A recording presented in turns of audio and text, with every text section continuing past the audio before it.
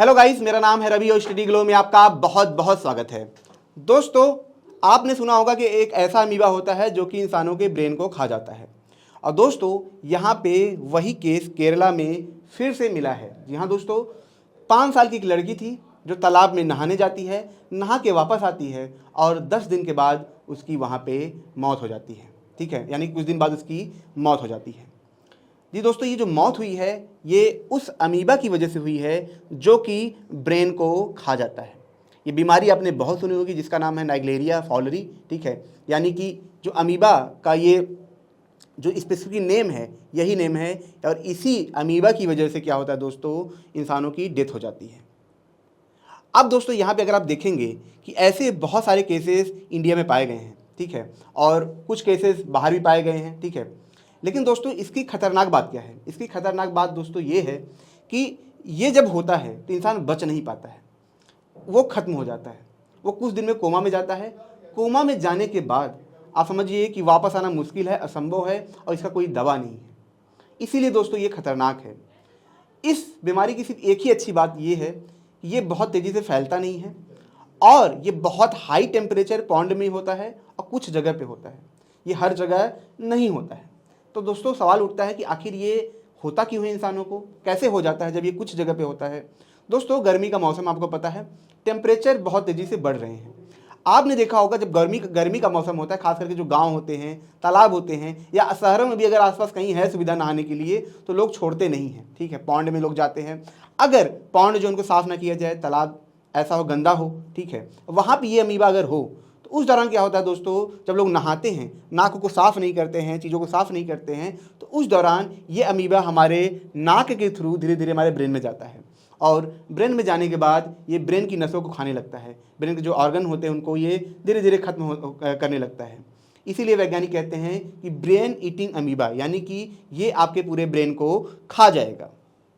दोस्तों, गर्मी में क्या होता है, आज के टाइम में अगर आप देखेंगे कि टेम्परेचर बहुत तेज़ी से राइज कर रहा है, और जब टेम्परेचर राइज करेगा तो उस दौरान फ्रेश वाटर, गर्म वाटर में ये बहुत तेज़ी से होते हैं, खास करके ऐसे जो पानी पुराने हैं, तालाब में हैं।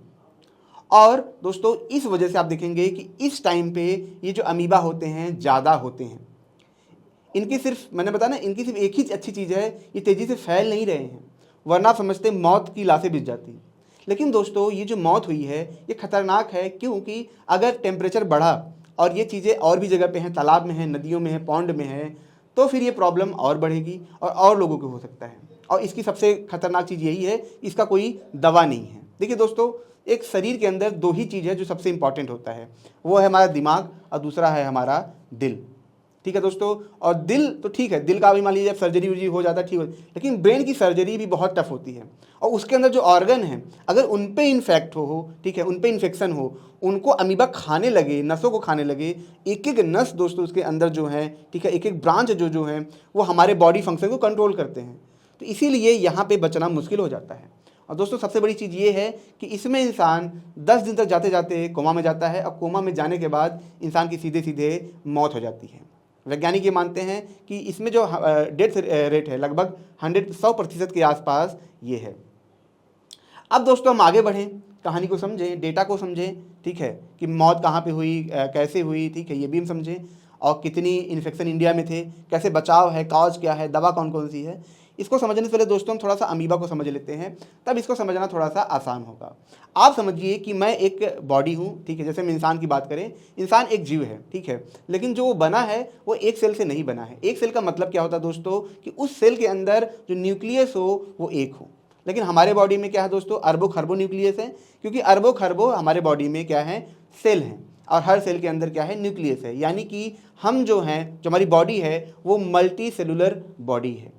लेकिन दोस्तों जो अमीबा होता है, अमीबा के अंदर मल्टीपल सेल नहीं होते, यानी कि वो जो पूरा जीव, जो ऑर्गेनिज्म बनता है वो एक सिंगल सेल से बनता है। इसीलिए जो उसकी बॉडी होती है, उसके बॉडी के मध्य में क्या होते हैं, न्यूक्लियस होते हैं, और उसकी बॉडी के दोस्तों चारों तरफ क्या होते हैं, उसके जो मेम्ब्रेन होते हैं, ये सब सारी चीज़ें होती हैं, और पूरी बॉडी एक सिंगल सेल से बनी होती है। उन्हीं से भोजन करते खाते हैं, और जब अलग भी होते हैं तो जब दूसरा कोई जीव बनता है, जब उनका जैसे हम कहते हैं ना कि पीढ़ी बढ़ाते हैं, तो उस दौरान भी वो सिंगल सेल में ही होते हैं। ये खुद को रिजनरेट कर सकते हैं, यही इनकी खास बात होती है। और ये सारे अमीबा खतरनाक नहीं होते, लेकिन जो मैंने आपको बताया, ठीक है, नाइग्लेरिया, ये सबसे खतरनाक होता है। जब ये ब्रेन के अंदर जाता है तब ये क्या करता है, ब्रेन को खाने लगता है, और इसीलिए सबसे ये खतरनाक होता है। अब दोस्तों हम समझते हैं आखिर जो घटना हुआ वो क्या हुआ, इससे पहले कौन सी घटनाएं हुई हैं, ठीक है, रीजन क्या है इसको समझते हैं, दवा क्या है इसको समझते हैं, इन सारी चीज़ों को हम समझते हैं। तो सबसे पहले दोस्तों अगर हम बात करें, जो लड़की थी वो 5 साल की थी, और इसकी डेथ कहाँ पे हुई है दोस्तों, इसकी डेथ हुई है हॉस्पिटल में, ठीक है, कोझिकोड मेडिकल कॉलेज इंस्टीट्यूट, यहाँ पे दोस्तों इसकी डेथ हुई थी। और उसके बाद दोस्तों ये 20 मई के आसपास ये क्या होता है, रिपोर्ट आता है। जो लड़की थी दोस्तों वो 1 मई को नहाने गई थी, और 10 मई को दोस्तों इसको सिम्टम मिलने लगे थे। मैंने आपको पहले बताया था कि 10 दिन में क्या होता है दोस्तों, ये अपने हाइपर जोन में आ जाता है, सिम्टम आपको दिखने लगेंगे, ठीक है। और उसके बाद क्या होता है दोस्तों, वोमिटिंग होगा, ये सब होगा, उसके बाद इंसान सीधे कोमा में, और कहानी यहाँ पे खत्म हो जाती है। ये बहुत दर्दनाक और बहुत खतरनाक दोस्तों ये बीमारी होती है। इससे हमारे बॉडी में एक्सटर्नल इन्फेक्शन भी देखने के लिए मिलने लगते हैं, बाहर भी इन्फेक्शन, हमें बॉडी में बहुत सारे इन्फेक्शन हमको देखने के लिए मिलते हैं यहाँ पे।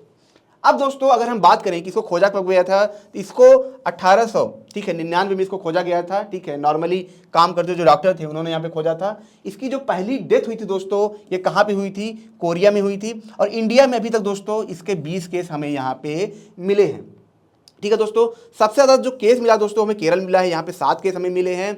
और इसमें दोस्तों 2023 में ही एक लड़का था, जिस 15 साल का लड़का था, ठीक है, जुलाई 2023 के आसपास क्या हुआ था, उसकी वहाँ पे डेथ हो गई थी। कहाँ पे, अलापुझा में। अब दोस्तों यहाँ पे जो पहला केस मिला था केरल में 2016 में मिला था, वो भी इसी जगह पे मिला था, अलापुझा में ये केस यहाँ पे मिला था। और दोस्तों जो फर्स्ट डेथ हुआ था केरला में, वो भी 2015 में यहाँ पे हुआ था, ठीक है दोस्तों। अब दोस्तों हम समझ लेते हैं कि आखिर, ठीक है, कि इससे कैसे हम बच सकते हैं, इसका प्रिवेंशन क्या है, ठीक है। तो सबसे पहले दोस्तों इसका प्रिवेंशन ये है कि जब भी हम नहाने जाएं तो साफ पानी में नहाएं, ठीक है, सबसे पहले ये चीज़ है। दूसरा कि बहुत गर्म वाटर में ना नहाएं। दोस्तों यदि मैं नहा रहा था, इतनी गर्मी थी और टंकी का पानी था, जब मैं नहाया तो ऐसा लगा जैसे मेरे ऊपर कोई आग का गोला बरसा दिया हो, ठीक है। तो गर्म पानी में आपको नहीं नहाना है।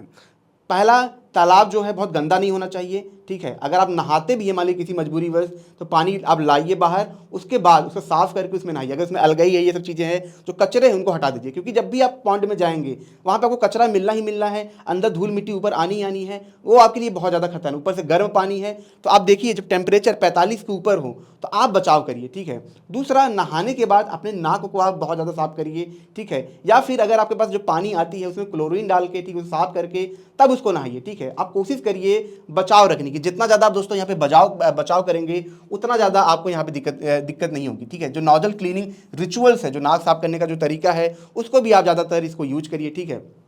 जैसे डिटॉल से, ये सब सारी चीज़ों को आप यहाँ पे यूज करिए। अब दोस्तों यहाँ पे बात है सिम्टम इसमें क्या आते हैं। तो दोस्तों सबसे पहले जो सिम्टम आता है वो किसका होता है, हेडेक का होता है, सर में दर्द होता है, ठीक है।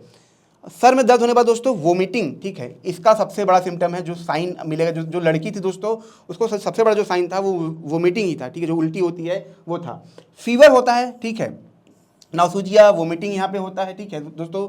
स्टिफ नेक होता है यहाँ पे, ठीक है, कन्फ्यूजन, ठीक है, सेजरस, ऐसी बहुत सारी बीमारी होती है। हेलोसिएशन यहाँ पे होने लगता है, यानी कि इंसान को जो पिक्चर होते हैं वो ब्लर टाइप, मतलब उसको अलग अलग पिक्चर दिखेंगे, इमेजिनेशन टाइप की पिक्चर दिखेंगे, बार बार पिक्चर दिखेंगे, मतलब उसको चीज़ें अलग दिखेंगी, ठीक है, यहाँ पे ये होता है। और उसके बाद जो सबसे लास्ट स्टेज आता है, इंसान पहले नींद में जाएगा, ठीक है, फिर धीरे धीरे वो कोमा में जाता है, और कोमा में जाने के बाद लगभग 10 दिन के बाद, 10 दिन के रेंज में वो लास्ट स्टेज होता है। उसके बाद वहाँ पर उसकी मौत हो जाती है।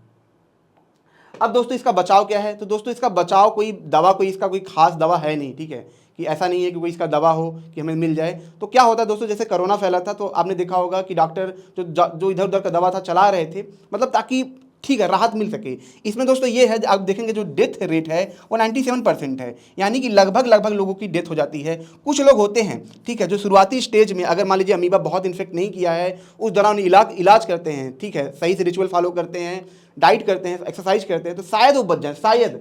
अदरवाइज 97% यहाँ पे दोस्तों क्या है, डेथ रेट है। अब दोस्तों हम दवा की बात कर लें तो यहाँ पे जो दवा है, ठीक है, जो CDC है, यानी कि यूएस बेस्ड जो कंपनी है, centre of the disease control करके, इन्होंने कुछ दवा का नाम लिया है, ठीक है, इन्होंने यहाँ पे बताया है। उन दवा का यूज करके दोस्तों हम यहाँ पे बच सकते हैं। तो दोस्तों यहाँ पे दवा को समझ लेते हैं हम दोस्तों। एम्फोटेरियन बी करके है दवा दोस्तों। दूसरा जो दवा है फ्लूकोंजोला है, ठीक है।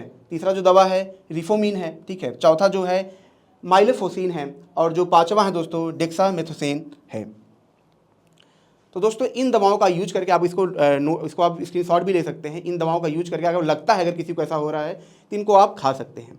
दोस्तों ये बीमारी भले ही रेयर है, भले ही कम जगह पे है, लेकिन ये जो बीमारी है खतरनाक है, यानी कि इससे वापस आना बहुत ज़्यादा मुश्किल है। और दूसरी बड़ी चीज़ दोस्तों ये है कि ऐसा मत समझिए कि ये सिर्फ केरला में ही होगा। अगर गर्मी बढ़ रही है, गर्मी है, और अगर आप तालाब में जाते हैं, पानी का यूज करते हैं, मतलब गंदे पानी का यूज करते हैं आप नहाने के लिए, और सही से जो नॉजल रिचुअल से फॉलो नहीं करते हैं, तो ये आपको भी हो सकता है। ज़रूरी नहीं है कि जो वहाँ पे हो रहा है वो पहले केस आप बने। तो हमें वो बचाव करनी ही चाहिए, गंदे पानी से हमें बचना ही चाहिए। अगर आसपास कोई गंदा पानी है, ठीक है, उनको भी हमें साफ़ कर देना चाहिए, ठीक है। जितनी गंदगी आप दूर रखेंगे उतना आपको फ़ायदा होगा। सिर्फ अमीबा की ही बीमारी नहीं, ठीक है, मलेरिया, बहुत सारी ऐसी बीमारी, डेंगू हैं, उनसे भी आपको बचना चाहिए। तो दोस्तों ये छोटा सा लेक्चर था। अगर ये आपको अच्छा लगा हो, जिसे लाइक करें, कमेंट करें, शेयर जरूर करें। मिलते हैं नेक्स्ट लेक्चर में। Thank you so much.